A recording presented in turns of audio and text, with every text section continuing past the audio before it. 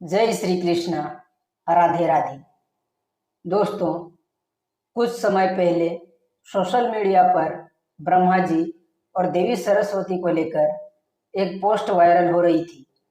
इस पोस्ट में बताया गया था कि ब्रह्मा जी के मन में अपनी ही बेटी सरस्वती को लेकर यौन लालसा उत्पन्न हुई थी और उन्होंने अपनी बेटी के साथ विवाह भी किया था। हिंदू धर्म ग्रंथों के मुताबिक सरस्वती को विद्या की देवी कहा गया है। ऐसे में यह बात जानकर आश्चर्यचकित होना लाजमी है।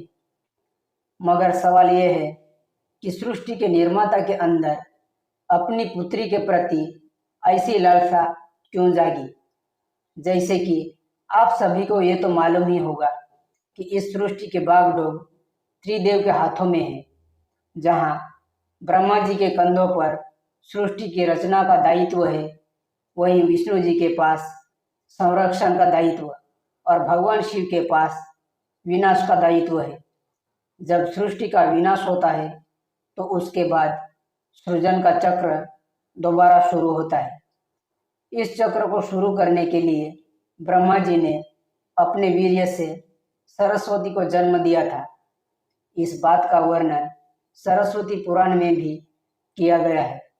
दरअसल देवी सरस्वती की कोई माँ नहीं थी। उन्हें ब्रह्मा जी ने केवल अपने वीर्य से जन्म दिया था।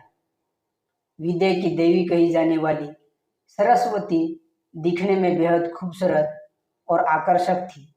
अब इस बात का अंदाजा इसी बात से लगाया जा सकता है कि सरस्वती इतनी खूबसूरत थी कि खुद उनके पिता भी उनसे शादी करना चाहते थे।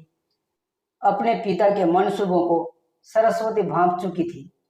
यही कारण था कि वो उनसे बचने के लिए चारों दिशाओं में छिपती रही और अंत में सरस्वती आकाश में जाकर छिपी, जहां उन्हें ब्रह्मा जी के 5वें सिर ने ढूंढ निकाला।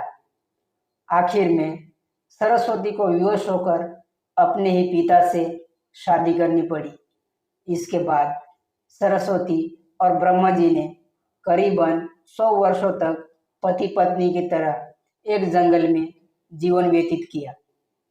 इस दौरान उन्हें एक पुत्र हुआ जिसका नाम था स्वयंभू मनु।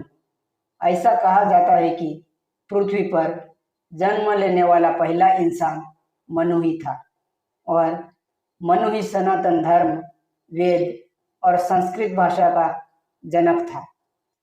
अब अपनी ही पुत्री से आकर्षित होना और संभोग करने की लालसा रखने के कारण सभी देवी देवता ब्रह्मदेव को एक दोषी की तरह देखने लगे।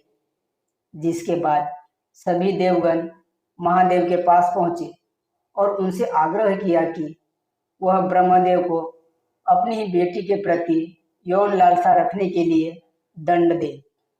ये वाक्य सुनकर शिवजी अत्यंत क्रोधित हुए और उन्होंने ब्रह्मदेव के 5वें सिर को उनके धड़ से अलग कर दिया।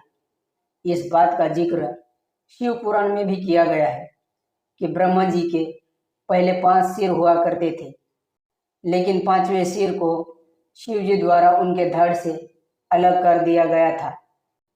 भगवान शिव द्वारा ब्रह्मदेव का 5वां सिर ही इसलिए काटा गया क्योंकि 5वें सिर से ब्रह्मदेव ने अपनी पुत्री सरस्वती से संभोग करने के लिए कहा था। जिसके बाद क्रोधित होकर सरस्वती ने ब्रह्मा जी से कहा कि आपका ये मुख सदैव अपवित्र बातें करता है और यही वजह है कि आपकी सोच भी विपरीत हो जाती है। भगवान शिव द्वारा ब्रह्मदेव के 5वें सिर को काटने के पीछे एक और कहानी प्रचलित है। इसके मुताबिक एक बार भगवान शिव पार्वती माता को ढूंढते हुए ब्रह्मा जी के पास पहुंचे।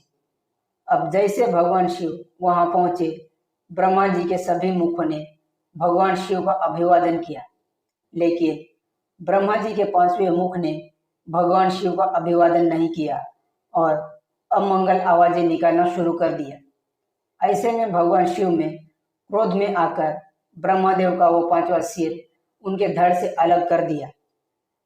दोस्तों, इस कहानी को लेकर आपकी क्या राय है, कमेंट करें तथा वीडियो पसंद आई होगी तो लाइक और शेयर कीजिएगा।